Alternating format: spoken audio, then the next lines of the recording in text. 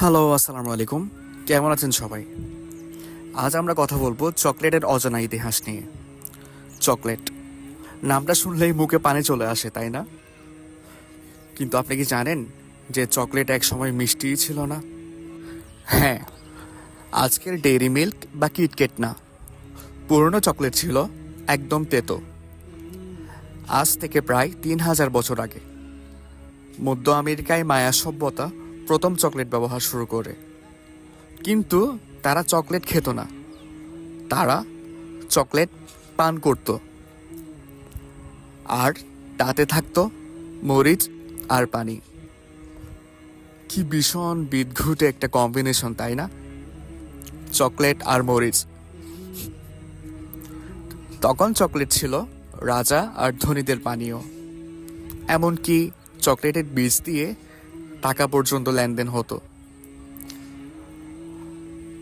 পরে ইউরোপে যখন চকলেট এসে পৌঁছায়, ইউরোপিয়ানরা বলতো এত তেতো কেন। তারপরেই তারা যোগ করলো চিনি আর দুধ। এখন প্রশ্ন হতে পারে, চকলেট কি আসলে হেলদি? হ্যাঁ, ডার্ক চকলেট অল্প পরিমাণে মন ভালো রাখে, স্ট্রেস কমায় আর হেলদি। কিন্তু বেশি চকলেট মানে কিন্তু চিনি, ওজন আর ডেন্টিস্টের বিল।